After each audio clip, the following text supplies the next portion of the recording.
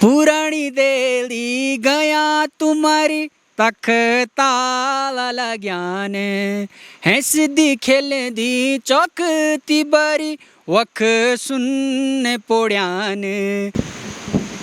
तुम्हारी पुरानी दिल गया तक ताला लग गया छा। जी हाँ साथियों, आपने देखा होली में एक एक मार्मिक जो गाना था जिसको कि मिलियन लोगों ने देखा और उससे एक युवा का जो चेहरा था, जिस युवा ने इस गाने को गाया था, वो रातों रात पूरे देश के अंदर फेमस हो गया। और आपको बता दूं तो शायद उस गाने ने उस युवा की किस्मत ही बदल डाली।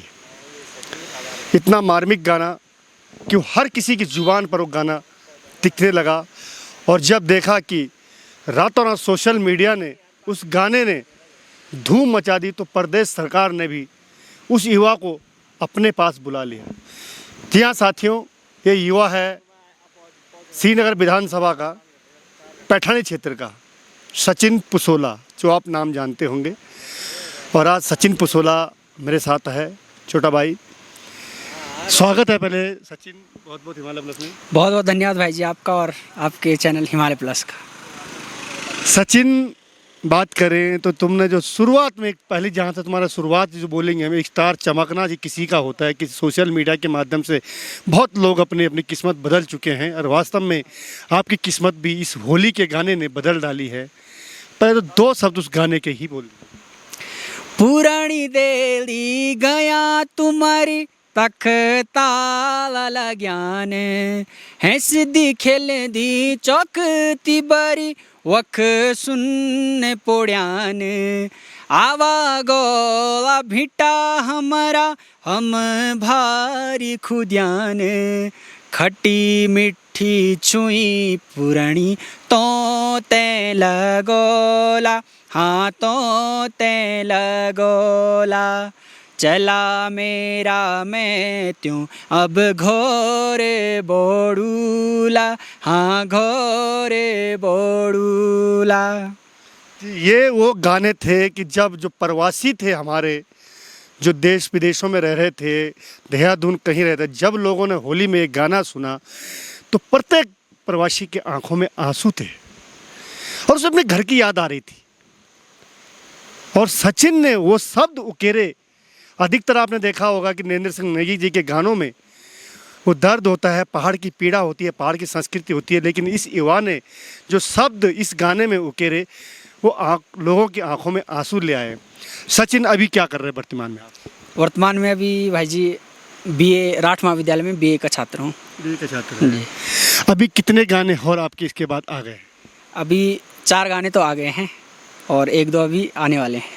आज आपका एक गाना और सुना मैंने, क्या था वो गाना? एक जो प्रवासी जो बच्चे हैं, जो बुजुर्गों को घर में छोड़ गए हैं, अपने माँ बापों को छोड़ चुके हैं और घर नहीं आ रहे हैं, उनके लिए क्या था गाना? वो लाड़ा की खुद गीत एक है, वो कंडासी प्रोडक्शन पर आ चुका है। याद चियोणी बेटा तेरी तेरी खुद माँ भरेगी आँखी मेरी ए जादी दौड़ी हेला डबोड़ी ए जादी दौड़ी हेला डबोड़ी। जी बिल्कुल, बहुत बड़ी मार्मिक गीत। मैं बता रहा हूँ कि जो शब्द जिस प्रकार से मैं आज मुझे नेगी जी के जो गाने याद आते हैं हम लोगों को, जो आप लोग जानते हैं क्योंकि वो उत्तराखंड के गण रत्न हैं। और निश्चित बात है उसी लाइन पर अगर जिस संस्कृति के साथ जुड़ के, जिस पीड़ा के पहाड़ की पीड़ा से जुड़कर जो शब्द सचिन अपने गानों में उकेर रहा है, निश्चित बात है एक दिन ये नेगी जी के नक्शे कदम पर चल रहा है और वो अपनी छाप जरूर इस क्षेत्र में छोड़ेगा। सचिन, क्या भविष्य में क्या सोचा है आप? भविष्य में अभी भाई जी सोच तो ये है कि संस्कृति को लेकर आगे बढ़ूं और इसी पर काम करूं।